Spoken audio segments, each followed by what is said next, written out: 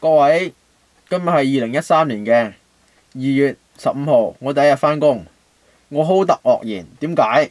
一返工嘅時候呢，就係唔預先知道呢，就係以為簽下文件啫，點知抌我上車喺我頭嗰度。點解？佢哋嘅車頭壞咗之後呢，成車嘢拖咗返嚟，成跟架粗出拖返嚟。咁之後呢，咁我就走咗出去幫手跟車送貨，因為就太趕啦。1點半呢，走去送好多間，咁不停咁送。好彩師傅做咗12年，所以就好有經驗，咁一次過車晒去。同埋加埋啲好彩又揾到位，揾唔到位都幾大鑊。咁之後呢，同埋佢又熟手，同埋送得熟。咁啲人咧求其唔使點貨啊，咁啊得啦，因為佢哋都有個師傅都係信心嘅保證嚟㗎啦，咁啊 OK 啦。咁但係新人佢就死啦，因為咧唔係信心嘅保證，佢就點貨點到天光嘅。咁所以佢偷雞拍都得，我啊唔得啦。咁之後咧都唔知可以做得幾多耐。咁之後一翻工咧又唔知咧幾多錢一個鐘，又完全唔知嘅。之後咧卡又冇得打，之後又話 temporary 又冇8個鐘都唔知點，即係求其又唔知求其寫住又罷咁樣，唔知係臨時工定係乜嚟嘅，所以都唔知走咁點搞。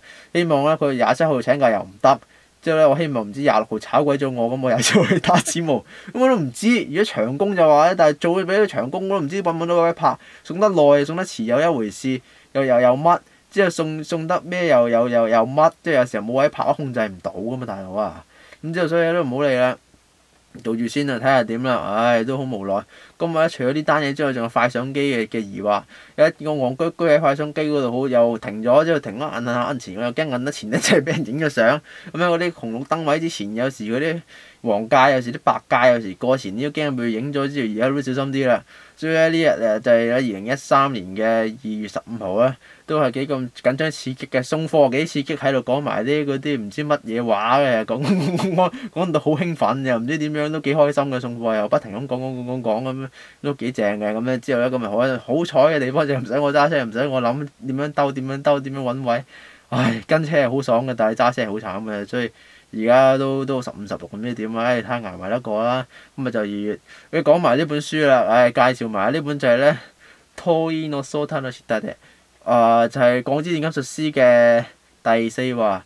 之後咧，咁我又用我貧乏嘅日文讀俾大家聽下啦。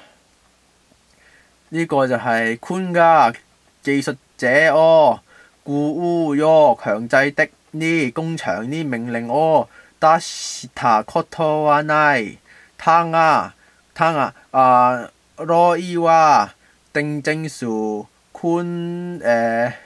することができなかった。修行先の坤が直前，東方司令部の部下が開發武器呢堆嘅の提案書意見我看先用呢，因為技術自己咁冇一詞開發の預卡達，呢個就係我貧乏嘅日文啦。咁咧呢個就係鋼之煉金術師咧嘅第4話Toi no Sota no Shita de。